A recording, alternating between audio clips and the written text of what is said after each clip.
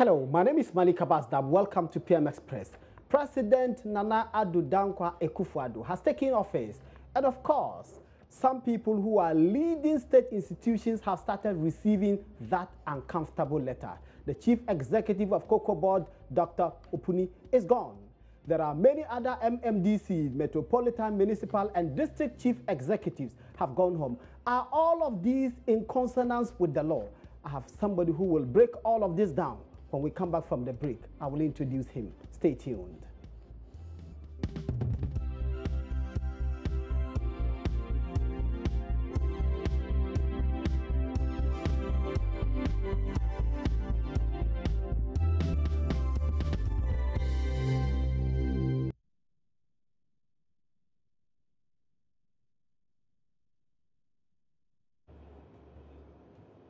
Welcome back. You are watching PM Express, and we are looking at the fallout from Nana Addo Dankwa Akufo-Addo's presidency so far. It's been how many days? Basically 5 days. But some people have started losing their jobs. What does the law say? Is the decision to send some people home in conformity with the provisions of the law, or these people are simply victims of their political lineage? My guest today is none other than our own Fred Odru. You're welcome. Good evening, Malik. It's been, have we met the whole of this year? Well, Happy I've New been Year. here. Happy Many New happy Year. returns. Happy New Year. You've been following developments since the handing over on the 7th. What are your preliminary observations of how things have gone so far? In every situation, you can say it could have been better. There have been quite a number of noises that I wish we've not had. But one good thing for us this time around has been the long period we've had for the transition. You know, in 2000, in the 2001 transition, there was a runoff between President Kufuor and then Vice President Mills. Yeah. And we were left with barely a week before the handover. Then in 2009, because of the time, there was a runoff. Then after the runoff, there was time. So immediately after that, we needed to go into handing over. This time round, we've had, since the election was announced, the results were announced on the 9th of December, we had about a month, a whole month for the transition. So by and large, there was a lot of room to start preparing for the handing over. We've had a presidential transitional bill that has aided the process by and large. There has been a few misunderstandings here and there, but all in all, I think I'm quite impressed. But in all situations, we can only hope to do better. But you think this represented a marked improvement over the previous two transitions? Without question. Because if you have 4 days, if you have 1 week to hand over the whole government machinery, it can be very difficult, and it brings its own problems. But this time around, look, after the election, the President Akufo-Addo, has had opportunity to, in fact, before he assumed office, he had the opportunity to even travel to Nigeria. He was able to do, what do you call it, thank you tours? Yeah. Of virtually all the regions. And we've not had that situation before. So now that he's assumed office, we're not seeing chiefs and people trooping to go and congratulate him. And within the last 4 days, today is his 6th day in, no, 5th day in office. And he's had the opportunity to name his key ministers, his key officers. All these things have been done. So I think this is marked improvement upon previous. But you conceded, and you are the governance expert, you conceded that in spite of all of this, there were some challenges. Could we have avoided them? Absolutely. Again, you see, Malik, like what happened during the election, especially the special voting, we had problems because of our failure to obey our laws. Why do we do that? Well, that's the typical Ghanaian. We want to circumvent the laws all the time. If we go on to make laws, let us follow the laws to the letter. I'm not saying we should be dogmatic or we should be slaves to our laws, but at least let's try to implement the laws we put in place first. If it doesn't work and we think there are practical difficulties, then we start looking at alternative ways of overcoming the challenges. But with us, the first thing we do is to circumvent the laws. Then we get into all sorts of troubles. One of them is for me, one of the key problems we've had is the brouhaha over the house. The president's, the former president's residence. It is because we failed to follow the presidential transition law to the letter. How is that? How did we fail to follow it? What does the law say as regards his residence? The law said the outgoing president should have vacated his house prior to the assumption of office of the new president. That's what the law says. That's at, you are quoting Section 10 of the Presidential Transition Act, Section 10(1). If that had been followed, would we have had these things? Malik, I am not going to fault anybody. Either the president, the outgone one, or the sitting one. I am saying we made the law. Why didn't we follow the law? There are those who make the point that Section 10(1) says that the president and the vice president shall vacate their official residence a day before the inauguration of the new president. Their argument is this house being occupied by then President Mahama was not official residence.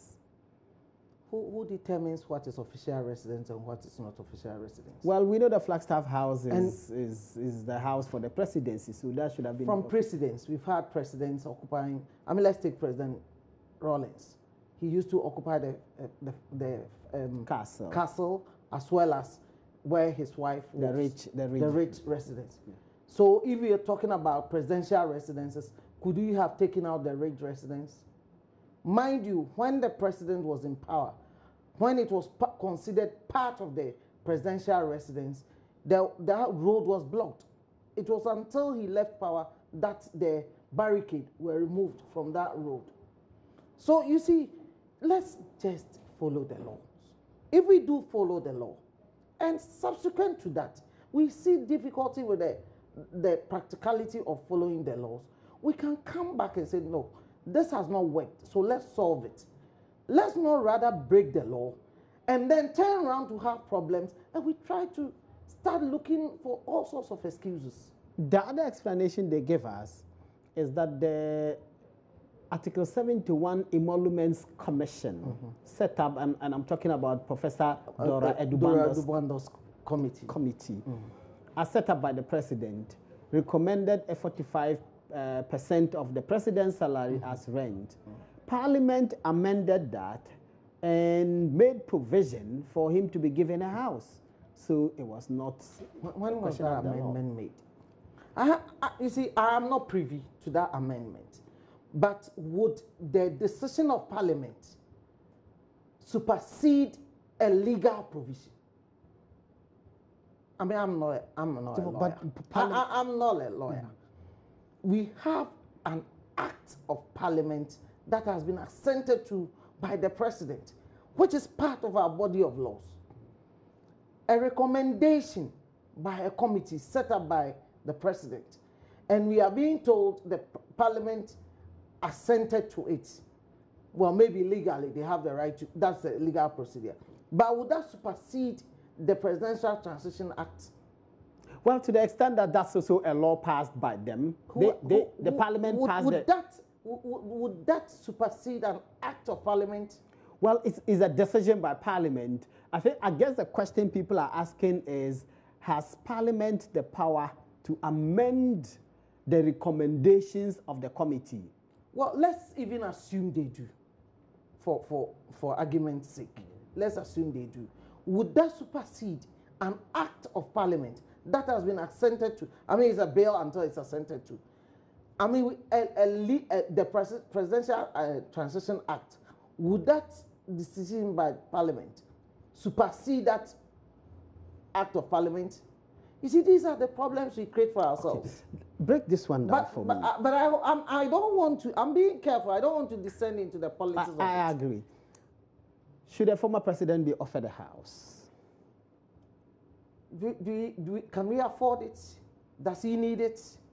If he can afford it and he needs it, we have to do it for him. You are the governance analyst and expert.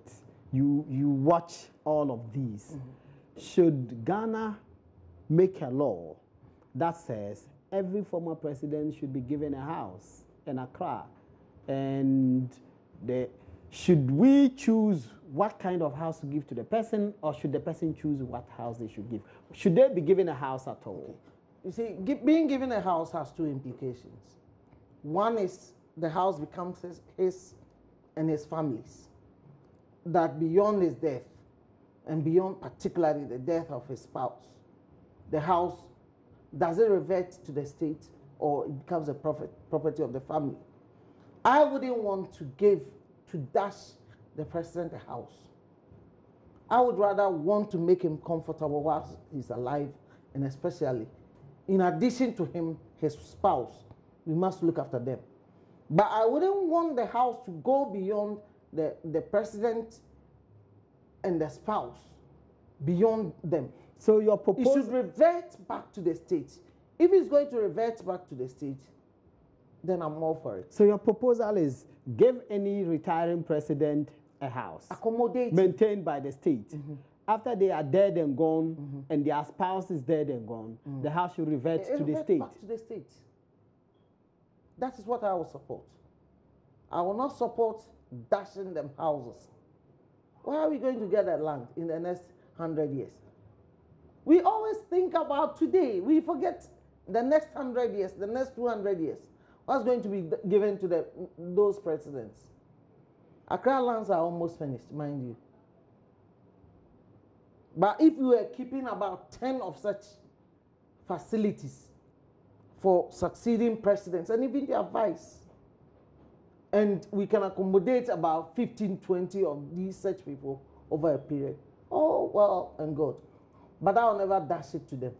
The previous recommendations by the various committees, the Chinerehesi Committee, the Ishmael Yamson Committee, the Edubando Committee, none of them made provision for the president. In fact, the Chinerehesi Committee made recommendations for 2 houses mm-hmm. for the former president. One in Accra and one in a region or a location of their choosing. Mm-hmm. The Ishmael Yamson Committee reversed that and made it 1 house. In fact, the Edubando Committee actually scrapped it entirely and made provision for 40% of the retiring president's salary. And if you do the calculation for a 22,000 cedi salary for former President Mahama, he will have 8,800 cedis as his monthly rent allowance. You think that all of this is unnecessary? My first and foremost, my interest is to give a past president a dignified life, well protected. They shouldn't live in poverty. So if we make provision for their housing, for even their daily upkeep till they die, I'm all for it. But I wouldn't want that property of the state to be transferred permanently to them. This, in fact, when I saw that report, sincerely, I've not seen the actual report. I read it in one of the newspapers, which I believe did a fantastic analysis. The Edubando report? Yes. Okay. I haven't seen the report itself, but I believe it was the finder that did an analysis of it that I read. Okay, we were the first to break it. Okay. And I myself and Jifa Bampo did an extensive discussion on Top Story. Okay, that's great. But my worry, especially this 40%, whoever is giving that, but I am all for giving the president a comfortable home. He can have a choice in where that home is going to be. He can even have a choice in deciding some of the key things that will be installed in there. And then security. I believe wherever a former president would be, must be properly secure. That's provided for in the Constitution, because the Constitution says the conditions of a former president should not be varied to their disadvantage. Very good. We say that. But what constitutes a disadvantage here? Well, so whatever conditions they had in office, you must, as much as possible, provide for same when they're out of office. So the salaries they will receive whilst in office, they should receive the same salary. The kind of security they have, they should still have commensurate security and all of that. So you see, when we say security, a certain president may have a whole platoon guarding him. Can we sincerely say that we need to provide a former president so that's what I say, a whole platoon? The point is that it must be adequate. I am looking at the adequacy of it. Again, coming back to the Presidential Transition Act, the amendment was done only in October. Have you noticed that? Only in October. How can we make a law in October and break that law by January of the following January? So it means we make the laws without regard to obeying the laws. And for me, if two of our best people are the immediate first gentleman and the current first gentleman could make a deal outside the law, I think that would have been unfair to the rest of us. In either case, these are people who swear to uphold the law. Well, they will tell you that they haven't quite made a deal outside the law, because at the time that the outgoing president made a request to be allowed to live in that property, it was actually not time yet, because the request was made on the 19th. At least the letter we saw was on the 19th. There had been a discussion on the 18th December. The handing over was January. So by the law, he ought to have packed out on the 6th January. But he made the request on the 18th. And he says he was told that he could keep it, even though this has been denied. But he was told that he could keep it. So at the time that they made the agreement, the law had not kicked in yet. The law had not kicked in. Because the law says they should pack out on the 6th. Yeah. But they made the agreement in December, 6th January, but they made the agreement in December. You see, so at that time, they were not breaking the law. My understanding of the whole law tells me that the outgoing president needn't have even discussed anything with the incoming president at the time.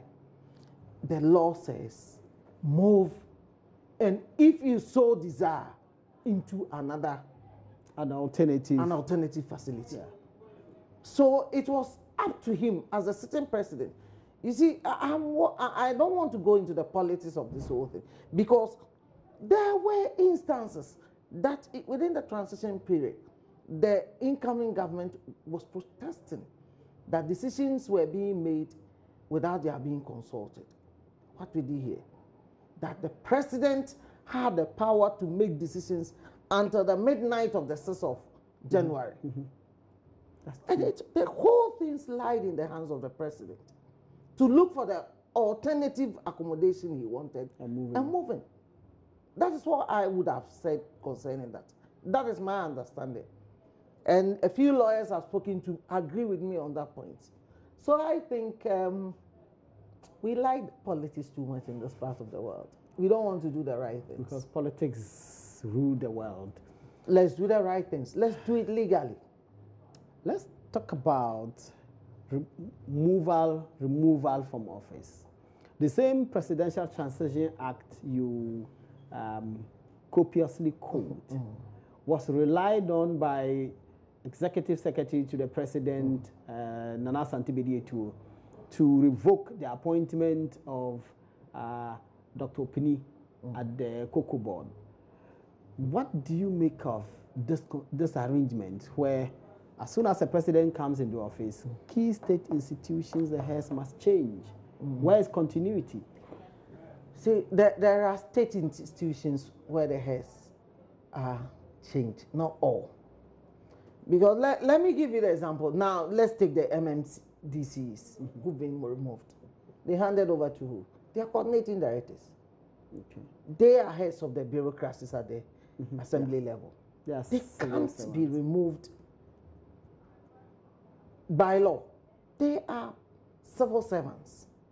You see, I'm very worried in our part of the world the way we have politicized some positions.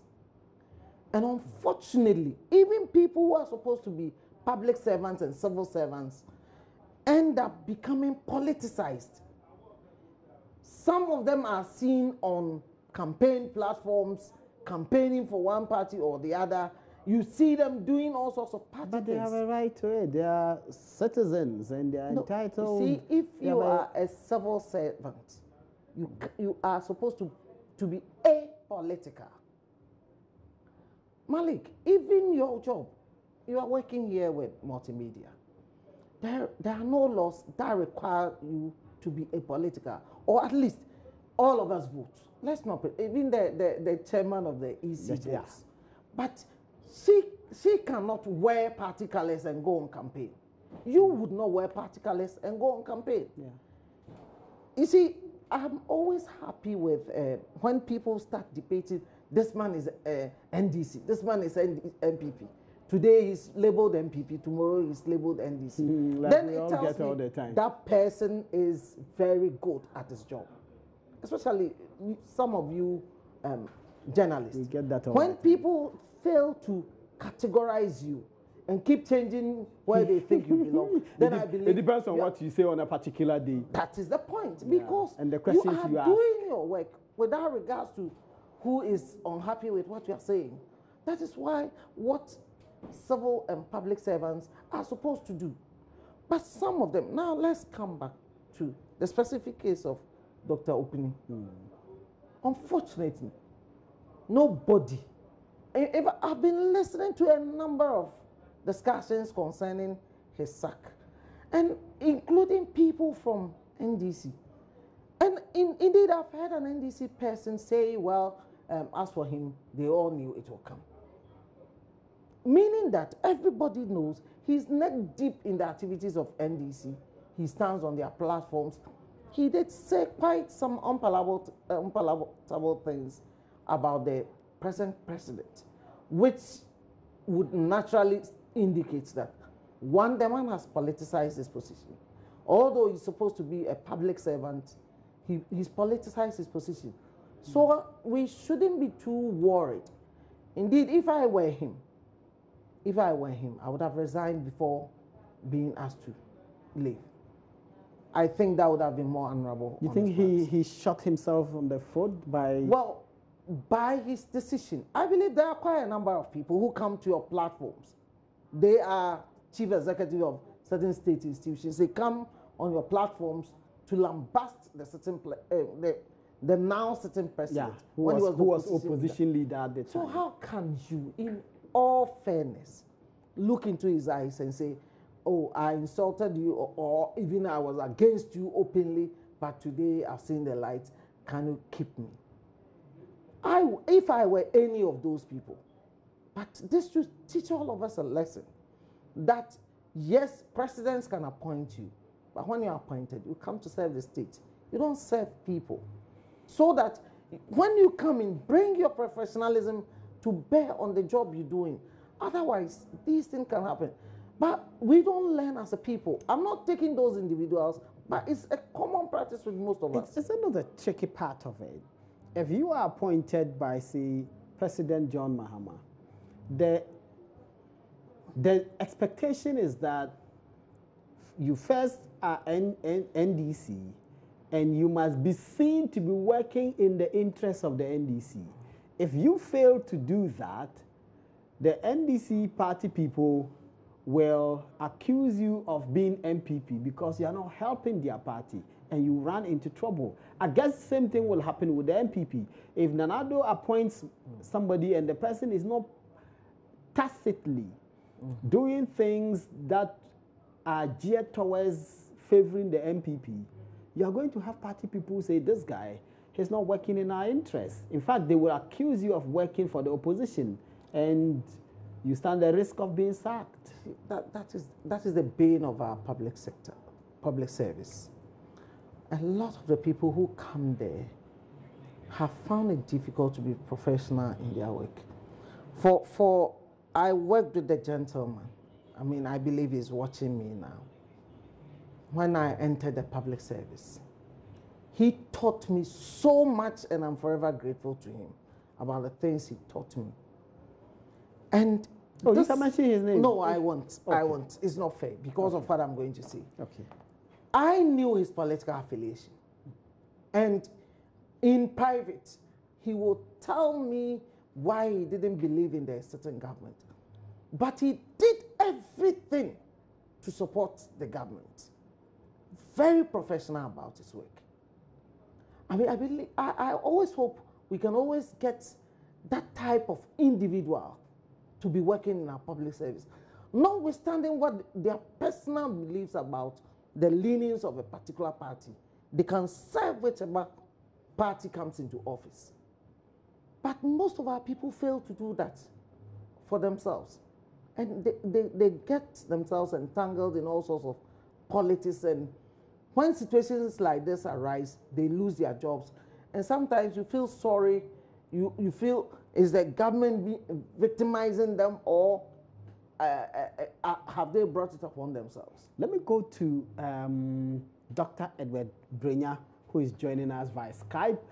Doc, if you can hear me, welcome to PM Express. Hi, good evening.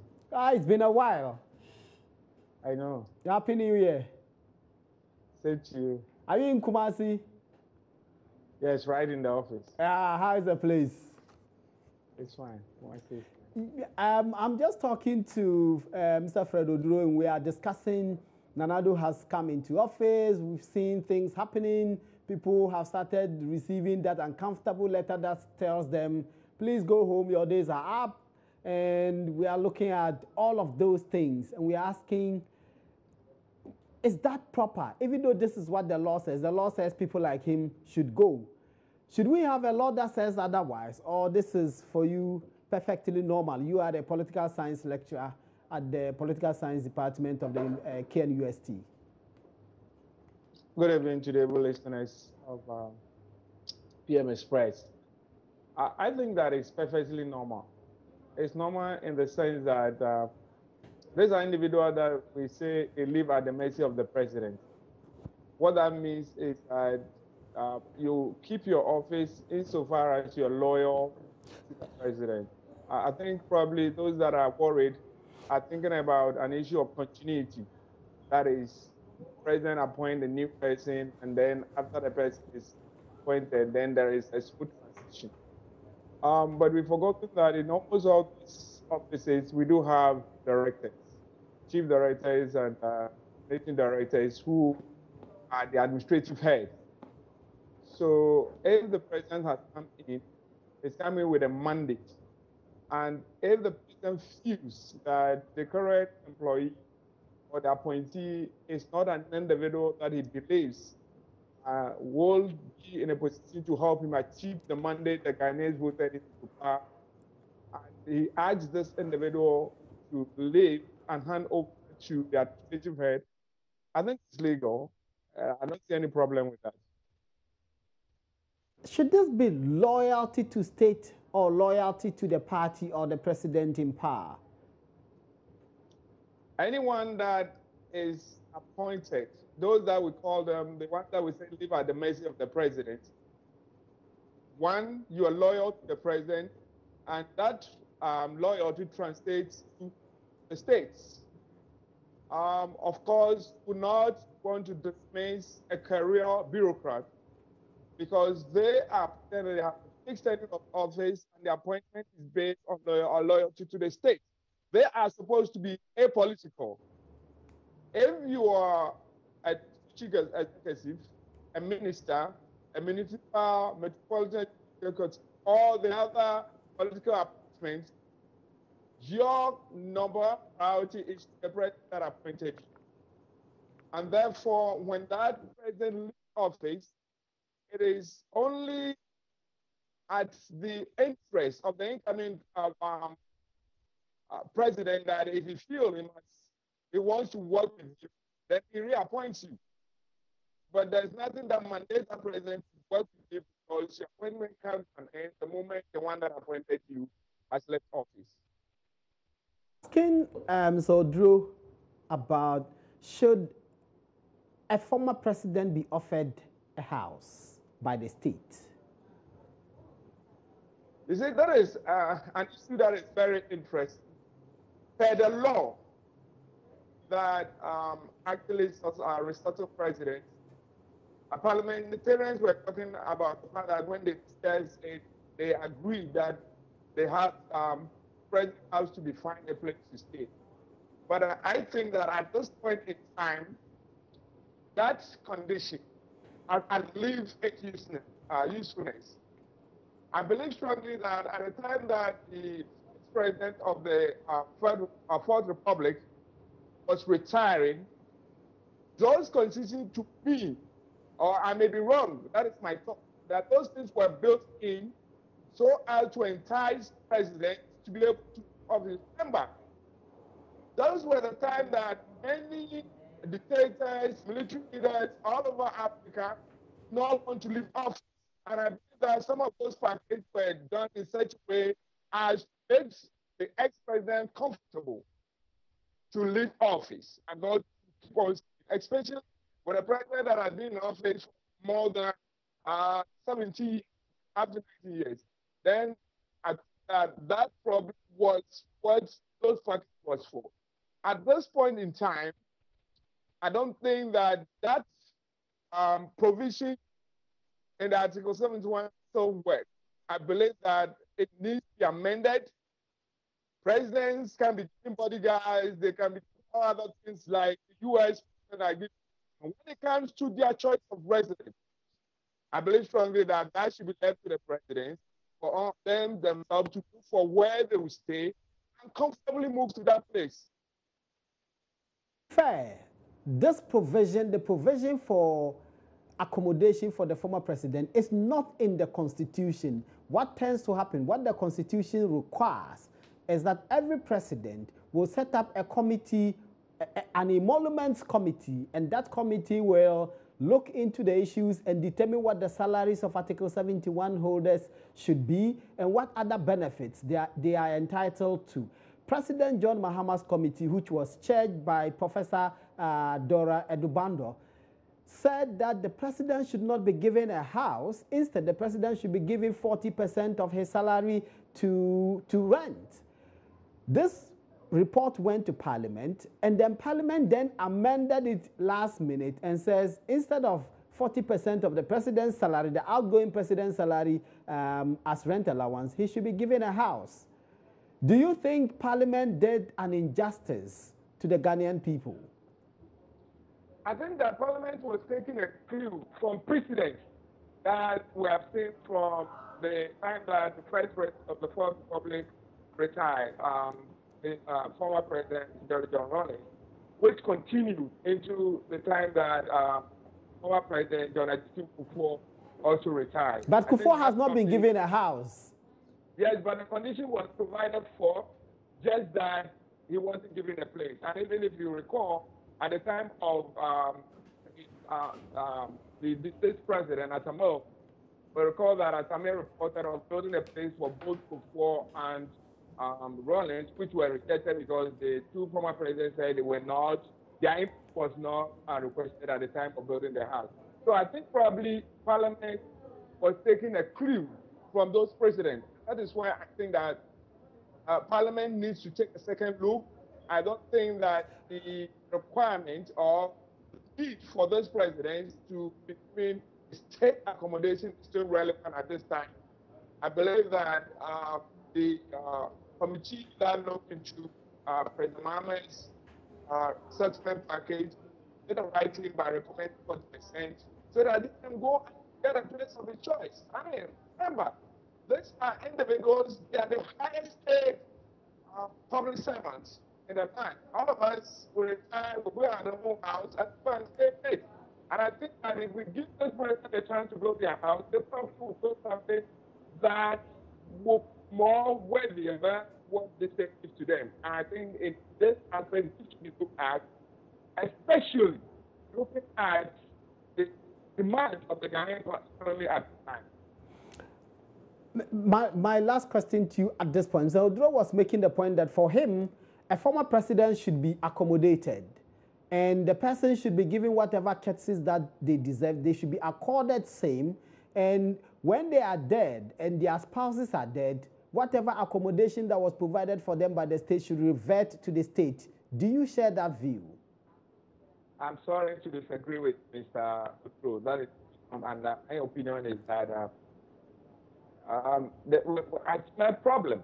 I smell a problem where we say, well, we're going to accommodate you the moment you live with it. It's, I think, a whole lot of issues with the family, Ghanaians, and the way we're going to sympathize with bereaved spouses.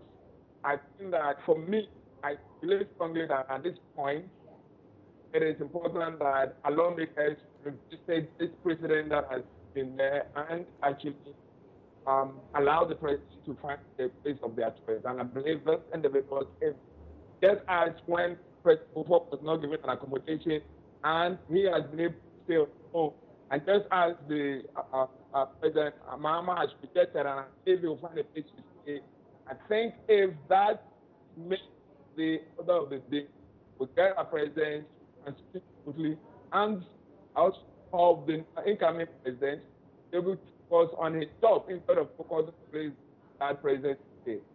Let me come into the studio. I'll come back to you later on and talk to Mr. Odro. Dr. Brenya doesn't quite agree with you. His point is every president, especially we have a law that says the president must not pay taxes. We provide for their accommodation. We provide for their feeding. We provide for fuel. We provide security. We provide clothing. We provide for everything that they will spend money on. Why give them a house? Let them build their own house. That's his argument. And it's valid.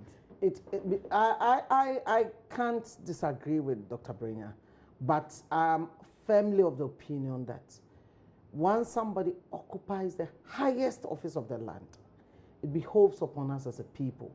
Because at the end of the day, we voted for the individual to come and be our leader. But if you cannot build your own house, why do you have any business being president? No. You see, that would be, for me, if we say that a president, we all know the president, I mean, we've heard reports that he has a house or two in Accra here. But that is not the issue. The issue goes beyond just providing an accommodation for the individual. Obama bought his own house after leaving the presidency. But that is America. So? Look, there's the engagements. I mean, I was reading something about President Clinton after he left office. The money he's gotten after leaving office is far more than what he was earning as a president. Yeah, so why can't the Ghanaian president, earn the same? You see, the opportunities available for an American president are not the same, an ex-American president for that matter, are not the same as what we have in our country. We are requiring the president not to work even after leaving office. You know that. Yes. He's not required to work. He becomes an embodiment of what is honorable about our statehood. So he's a special person. But so he retires with his benefits as they are. He paid the same salary, he's provided with security, he's provided with vehicles. When he's traveling, the state will pay for it. He will travel first class. If he's staying, according to the Edubando committee report, he can stay for at most 2 weeks, and the state will pay for everything. You see, hotel accommodation, everything. The presidency is a fountain of honor for the whole country. So whoever ascends to that seat must be given every respect, must be accorded everything that we can. So the one thing about providing their own house, they can't provide for that, so that the state will provide for the feeding and provide the vehicles and the drivers and the caretakers and all of that. The state will pay all of them. Mind you, President Buford never lived in any states. Yes, but the state is providing for all of the security and everything in his house. That's the least we should do for him. Absolutely. And for every president. So if the president... So why go ahead and give them a house? we give them a house so that you see, we don't give them a house. We offer them a house. If they so desire to stay in it. At this point, the law is that we should give them a house. That is what because so until we change that law, let us continue to give them a house. Let us decide to choose between living in their own homes or living in state homes. I'm all for that. But then I am for obeying the law. Dr. Bridger, you are nodding. Yes, I nodded because Mr. Odro made a very relevant point that until the law is changed. So as we are talking about the law as it stands right now, the amendment that was made by our Parliament, that is what we are talking about. But that is why I'm saying that I think that the law should be amended to stop this aspect of actually giving a house to the president. I believe strongly that it's not, you see, so don't make an important point. He was talking about we offer that some may decide to accept, some may refuse it. But I believe strongly that once you make this president aware that they would be responsible for where they live after they leave office, that they will make that necessary arrangement and make sure that they get a place. What is more important to me is the security. The security, once the president remains the president, but the security is more important than the administration. If they can find a place that the state will provide security and all other amenities too, I think that is enough. That aspect of the house, I believe, the law needs to be amended and the house taken out. We are aware that the state has found a parcel of land around Rage where President Kufuor's house is supposed to be built for him by the state. Is there any justification for this? Because we know that President Kufuor lived in his own house whilst he was president. Why should the state build him a house at this point? Is there any justification for the state to contemplate building him a house? I think this is all coming at the back of the fact that the committee at that time made a recommendation. The law and the president has seen that president, right from ex-president Rawlings up to this time, said to be offered a house. The committee, as part of his President Kufuor's package, was given a house. Therefore, it became unfair if the provisions in that his package is not. That is why this is happening. If the law can be amended, said that president will know that the house is not part of president plan, then I say strongly that this the idea or the best way to buy a house should and must end. And I believe strongly at this point, Ghana as a state does not, and I'm repeating, does not need to buy a house express. Let me talk to Mr. Odro. Is that not a very curious point he just made? So former President Rawlings was given 2 houses, adjoining houses. And because of that, some say President Kufuor deserves to be given a house as well by the state. And now former President Mahama will also say, okay, he too deserves a house. It must have been the reason why, even though a committee set up by he himself didn't make a provision for a house, Parliament decided to amend the recommendations of that committee and offer him a house. Where will this end? Where all these will end is for us to respect our laws.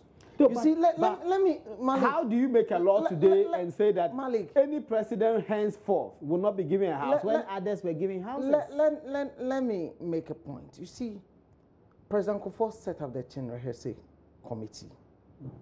They made recommendations which somehow we were told the Parliament approved at the last minute.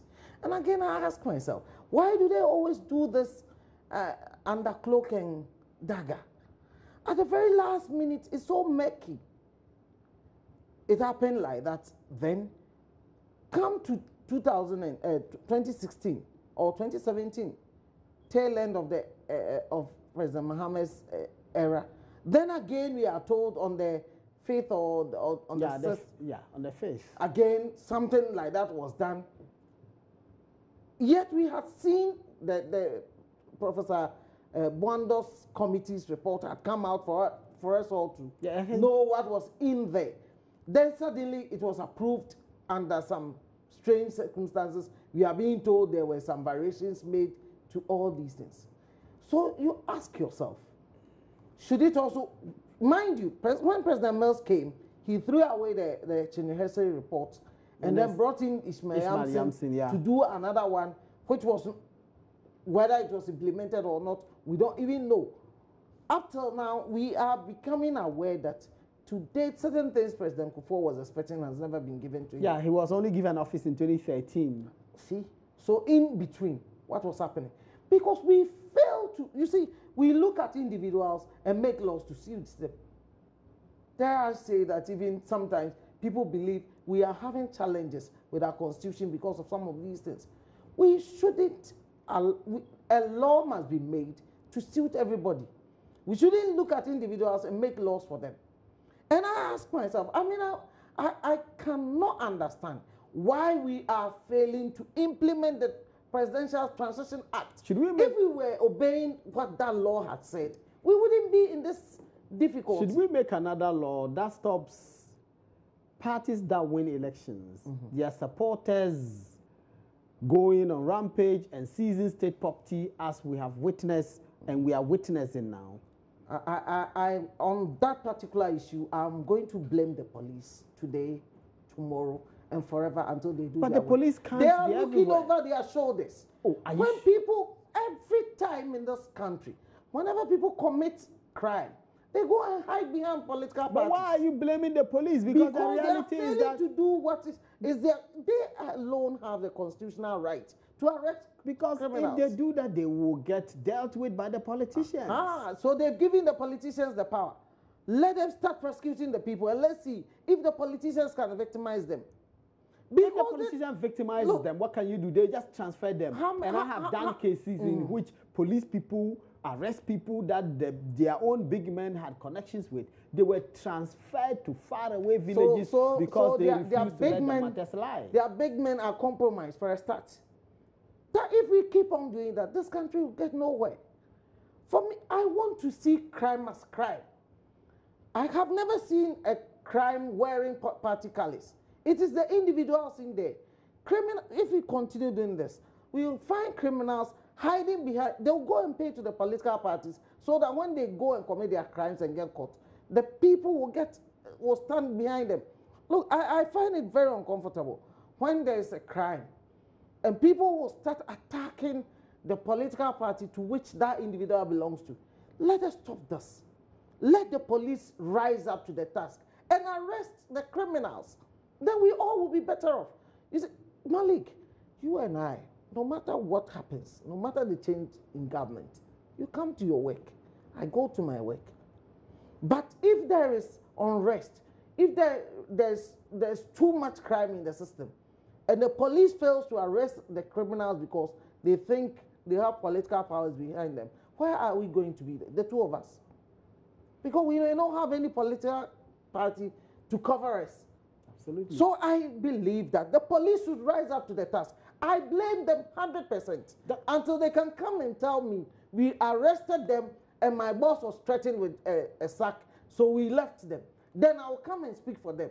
Dr. Brenya, do you share his view that this thing should be placed squarely at the doorstep of the police, and that if they did their work as they ought to do, as mandated by law, we won't have all of these happening?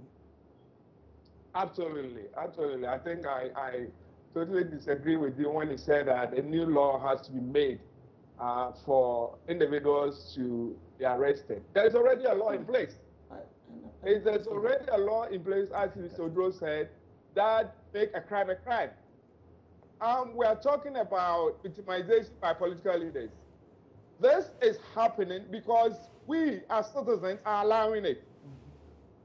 If we elected those politicians to office, and if people are committing crime, and we absolutely tell those individuals that don't venture days, because if you do that, we'll punish you. Remember, sometimes we make the politicians the principal. We are the principal, they are agents. We give them the employment. It is only because when those things happen, we ourselves wear political colors and start to defend it. It's very unfortunate since this thing started. We've seen political leaders come out in a very nice way to defend this, where they say, well, they are not there to attack, they are there to protest it for. Are they police? What constitutional rights give them the authority to go in and protect the passport office? Or take over a national health insurance office? This is a crime, and I totally agree with Mr. Otto that the police failing in their duty, and police should be blamed for what is going on, because none of these individuals or none of any of the political parties can actually come out and say that I send these individuals. They have associated themselves, and therefore the police should do their work. And if after doing their work they have stated, they should make Ghanaians know, and we will tell those that we appointed, those that we have elected to come and run the state, that is not what we elected them to do. Doc, are we not playing the ostrich here? Because the reality is that the politicians are the persons who are in charge of the police institutions themselves. And I say this all the time. At the various districts, the DCE, who is appointed by the president and is a political appointment, is the head of the District Security Council. At the regional level, the regional minister, another political appointee, is the head of the Regional Security Council. Until quite recently, it was in the law that the vice president is the head of the police council. The president appoints the IGP. We have a constitutional arrangement that places the politician over and above the law enforcer. How can we reasonably expect that the law enforcer will do their job without looking over their shoulders? Malik, that's why I'm saying that the citizens, if we don't realize the power that we have and use that power, the politicians will always make us feel that we don't have power.